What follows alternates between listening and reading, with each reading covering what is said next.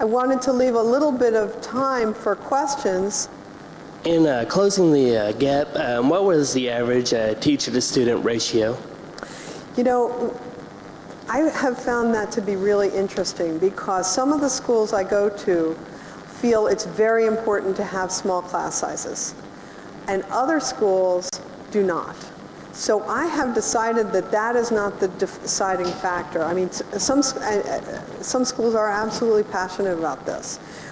They will do anything to lower class size. They will not buy computers for 10 years. They will, you know, they will lower the class size at all cost.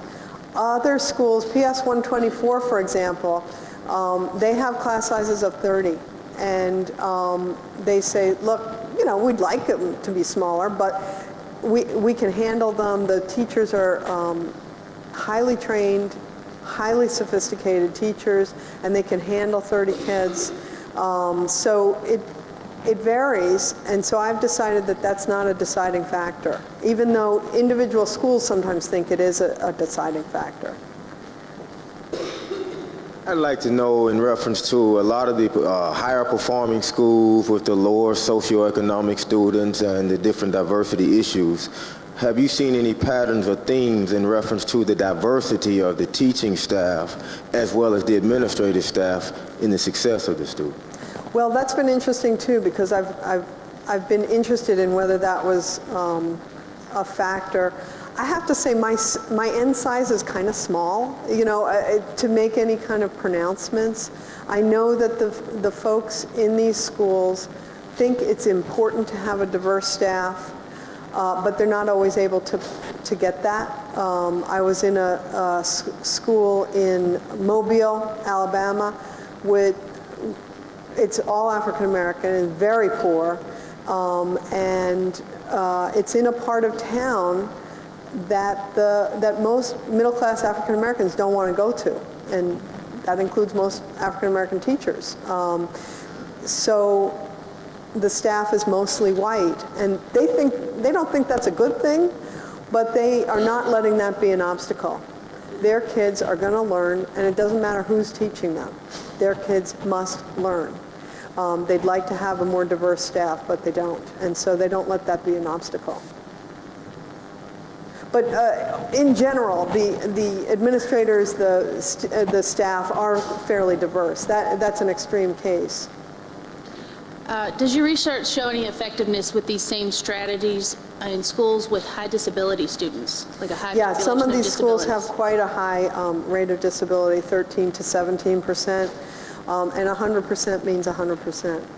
So that includes students with disabilities. Now, it does not include the 1% of students who do not take state assessments at all, the students with very severe cognitive disabilities, and sometimes it includes the 2%.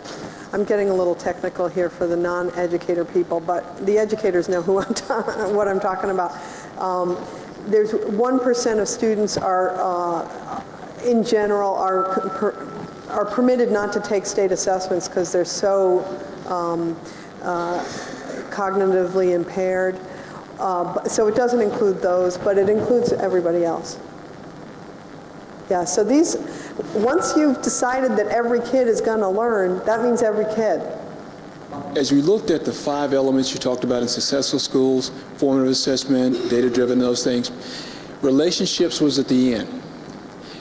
In those schools that you had a chance that you showed us and worked with, how did the staff balance the two? Because in most schools, especially middle and high schools, they see one or the other. Right. They do not see a balance of both. Could you talk No, about I think that? you're right.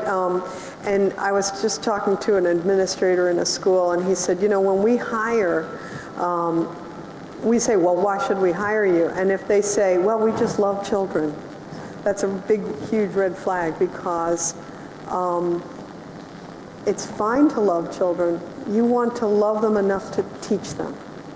And there's a fine balance between being understanding of kids and understanding that they have issues and they have problems at home, but those problems can't keep them from learning, because if if I allow you not to learn fractions now, it's going to stunt your future 10 years from now. So let's get you fed. If you need a nap, we'll give you a little nap, and we'll let you take a little nap. And now we're going to have to work at this, we're going to have to work at the fractions. So, I mean, a lot of high school teachers, for example, will say, look, I teach math. I taught it. If they didn't learn it,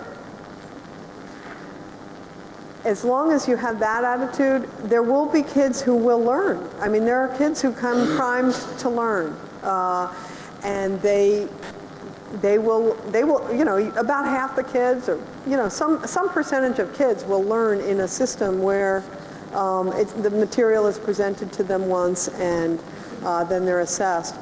But it will not get everyone, and it will not get all the middle class kids either. I mean, a lot of these high-performing middle-class schools or upper-middle-class schools, they're not doing that much better teaching. They kind of coast on their demographics a little bit, and they coast in part because parents notice that the kid is struggling, and they get them the help they need.